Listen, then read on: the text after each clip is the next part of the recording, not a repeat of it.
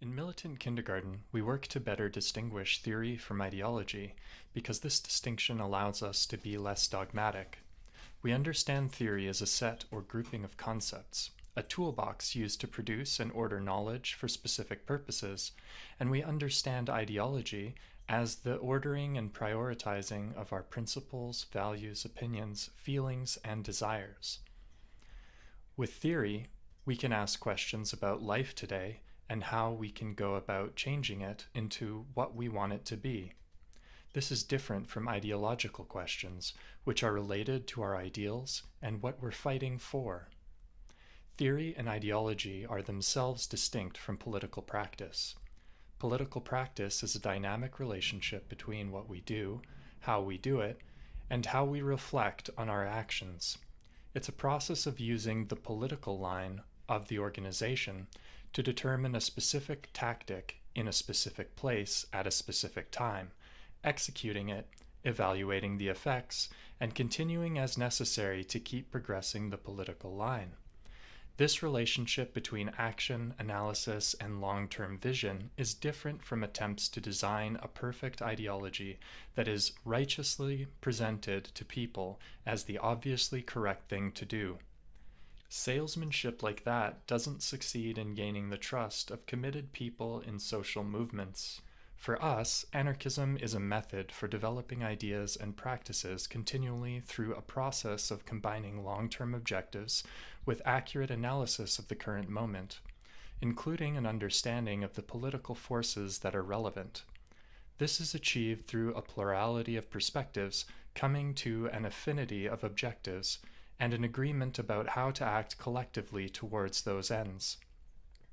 One reason for organizing activities that are open to many people is that it creates opportunities to build trust. There's no denying the increasing degree of unity within our organization that comes from year after year of reproducing this space together. We've talked about the idea of moving at the speed of trust regardless of where you are or whether or not you can easily find political affinity. As an organization, we've done that through political formation and educational militancy. In our experience, educational projects for collective formation are more effective for developing theoretical unity than decision-making meetings that try to arrive at a painstaking consensus. Our organizational unity does not depend on a uniformity of ideas in the heads of participants. Instead, it's the result of consistently creating a space where participants can move at the pace of their choosing based on their own levels of commitment and curiosity. Militant kindergarten is about encouraging and facilitating the development of various forms of affinity and, over time, theoretical and ideological unity. We often point to the Center for Specialization studies and our own educational militancy as a concrete example of the strategy, structure, and organizational culture we're describing. It's possible from the perspective of a political organization whose social work involves popular education to see their participation in militant kindergarten and membership in the November Committee as part of an educational front. In our conception, the Center for Specialization studies is a grouping of tendency, with people from various ideological backgrounds that we aim to influence through our interactions. This depends on our shared affinity for studying and learning about a specificismo through collective and rigorous methods. This is what we mean when we say that we share political and strategic unity. So while it's true that our organization has its own concentric circles of commitment/engagement, we don't understand our actions using the concept of fronts. We do, however, conceive of participation in militant kindergarten as moving through increasing degrees of proficiency and production. In relation both to the theory of a specificismo and to our project in general. After weeks of group study, we're all inevitably influenced and formed by this collective undertaking. As we've already said, it's our commitment to the lasting influence of militant kindergarten as a station in the struggle where we come together during a certain part of the year that serves as the basis for our unity as an organization. If everyone in militant kindergarten has been influenced by a specificismo theory, What separates the militants from the participants? As Black Rose says, we've lost the muscle memory of how to use our own power. See Turning the Tide, an anarchist program for popular power. We've discussed how it can be difficult on our own to understand what it means to be combative, so being upfront with others about our educational militancy and our commitment to militant kindergarten can be a way of creating opportunities for deeper conversations about politics and organization. The militants of Center for Specifismo Studies are the most committed to continuing to being influenced by a specifismo, and they're the most committed to imprinting their own experiences on the international flow of militants through their educational militancy. Through modeling stamina and endurance both individually and collectively, and by emphasizing a long-term commitment, we aim to play a dependable part in the development of a new organizing culture. Propaganda work consists of the actions taken to propagate certain ideas. It's a way of combating the isolation of anarchism. It occurs through persuasive activity that manifests itself in many different forms of social work and direct action. The aim of anarchist propaganda is to influence social movements to adopt revolutionary practices and defend popular protagonism. This starts by consistently articulating what the current goals are and which tactics are most useful for the moment and why. Our actions must always present a distinct model of militant performance, a way of participating that can be promoted and spread through propaganda. The objective behind this constant and organized promotion of our militancy is to show the effectiveness of anarchism because we want social movements to have access to the most relevant tools for their struggles. Of course, this means we're not dogmatically attached to ideas just because they're labeled anarchist. We believe there's another distinction to be made between programmatic and dogmatic forms of political practice. Programmatic political practice is related to practical steps to be taken in pursuit of a goal, but dogmatic political practice employs an entirely different methodology that begins by insisting on ideal forms of action regardless of the most immediate circumstances. It's easy for organizations to be tricked by the shortest solution to a problem, but systemic problems require long-term solutions. This is why we call reformism and electoralism dogmatic.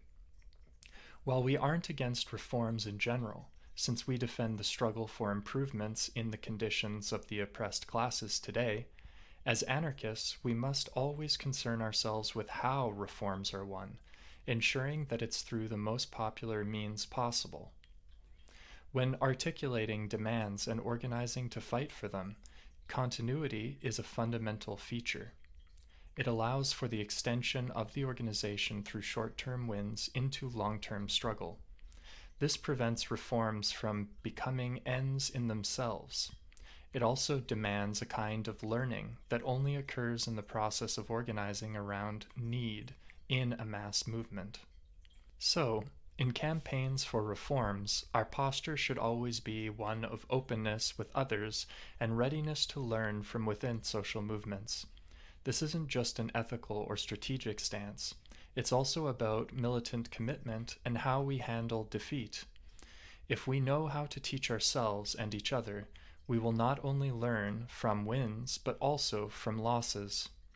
As Farge says, conversion to revolutionary militancy is only possible for people who already have a certain inclination and commitment to long-term objectives. Nevertheless, we believe struggling is itself transformative. At the front lines of occupations and strikes, in the study circles and regular meetings, in the one-on-ones, and through regular correspondence, the political organization comes in contact with radicalized people, both activists and social-level militants. As a model of performance that is resolutely present, our action can have an effect on apolitical and depoliticized people, making them acknowledge the existence of political forces in their lives while allowing them to determine their own relationship to our project. This relates to discussions we've had about the difference between creating new, independent social spaces versus taking our occupying space from the ruling class through class struggle. While there are certainly advantages to alternative spaces that foster principled and inclusive community culture, when people take space together through struggle in their workplaces, schools, or apartment complexes, they become more invested in defending the space. This is what we mean when we refer to popular protagonism. It's about the dominated and exploited classes being the leaders of their own struggles, but it's also about overcoming the fear of fighting for contested space and defending our presence in the places where we live and work. The specific forms the political organization takes and the structures it builds should be decided by the militants themselves and should be based on their actual circumstances, not their ideal conditions. In our experience, groups with less unity tend to need more structure, but the more unity and commitment people have, the less need there is for prescriptive and prefabricated structures.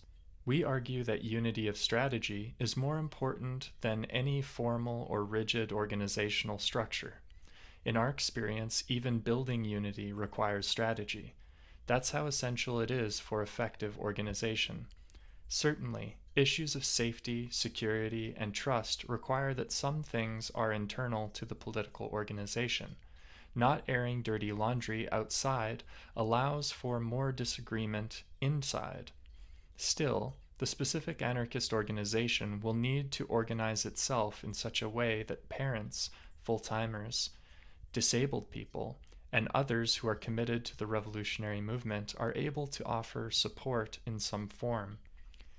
This goes back to our discussions about the necessary inclusion of militants with disabilities, as well as the reoccurring point that the militants are responsible for the organization, and the organization is responsible for the militants.